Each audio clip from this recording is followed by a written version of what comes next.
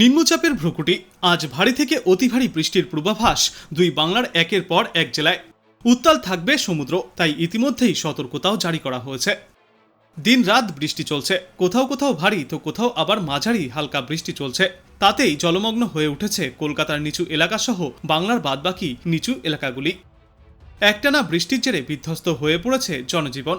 গতকালের পর আজও বৃষ্টি থেকে রেহাই মিলবে না। আবহাওয়া দপ্তর জানিয়েছে, বঙ্গোপসাগরে ঘনাচ্ছেন নিম্নচাপ, তার জেরেই গোটা দক্ষিণবঙ্গ তো বটেই, ভাসবে উত্তরবঙ্গ। দুই জেলার জন্য থাকছে লাল সতর্কতা, আর কয়েকটি জেলার জন্য কমলা সতর্কতাও জারি করা হয়েছে। বিশেষ করে মৎস্যজীবীদের উদ্দেশ্যে সমুদ্রে যাওয়ার ওপর নিষেধাজ্ঞা জারি করা হয়েছে।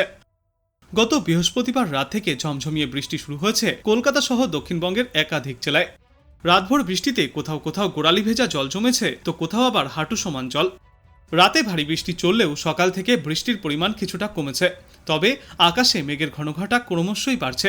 মাঝে মধ্যেই মেঘের আড়াল থেকে উঁকি দিচ্ছিল সূর্য, তবে সেই সূর্যের তেমন তেজ নেই। আবহাওয়া দপ্তর জানিয়েছে, আজ থেকে আগামী মঙ্গলবার পর্যন্ত একটানা দুর্যোগপূর্ণ আবহাওয়া থাকবে কলকাতা সহ সমগ্র দক্ষিণবঙ্গে। উত্তর বঙ্গোপসাগরের ওপরে যে নিম্নচাপ অঞ্চল রয়েছে তা ধীরে ধীরে পশ্চিম উত্তর পশ্চিম দিকে এগিয়ে যাচ্ছে। এই মুহূর্তে তা সুস্পষ্ট নিম্নচাপ অঞ্চলে পরিণত হয়েছে। সংলগ্ন ঘূর্ণাবর্ত রয়েছে সমুদ্রপৃষ্ঠ থেকে 7.6 কিলোমিটার ওপরে। আগামী 24 ঘন্টায় এটি আরও পশ্চিম উত্তর পশ্চিম দিকে সরবে এবং পশ্চিমবঙ্গ ও বাংলাদেশের উপকূলের কাছে নিম্নচাপে পরিণত হবে। তারপর গাঙ্গেয় পশ্চিমবঙ্গের ওপর দিয়ে আরও পশ্চিম উত্তর পশ্চিম দিকে এগিয়ে যাবে এই নিম্নচাপ। আজ কলকাতা সহ দক্ষিণবঙ্গের সর্বত্রই বৃষ্টির পূর্বাভাস রয়েছে।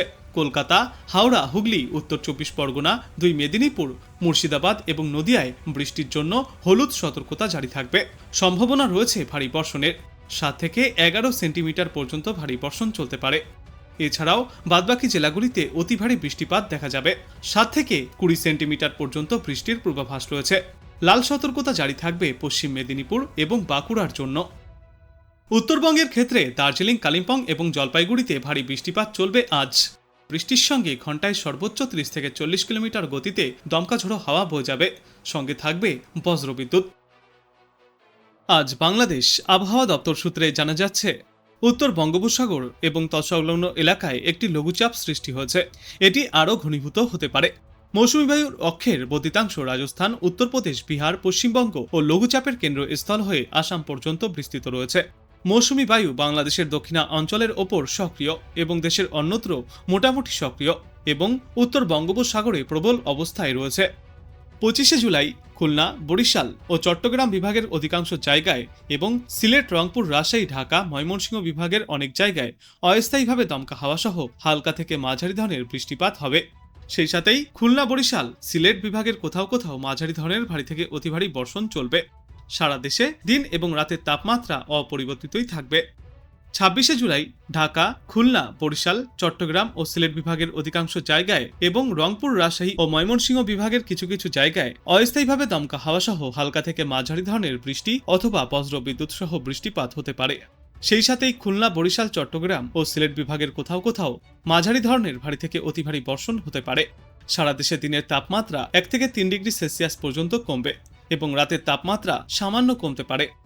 27 জুলাই রংপুর, রাজশাহী, ঢাকা, ময়মনসিংহ, খুলনা, বরিশাল, চট্টগ্রাম ও সিলেট বিভাগের অধিকাংশ জায়গায় অস্থায়ীভাবে দমকা হাওয়া সহ হালকা থেকে মাঝারি ধরনের বৃষ্টি অথবা বজ্র বৃষ্টিপাত হতে পারে।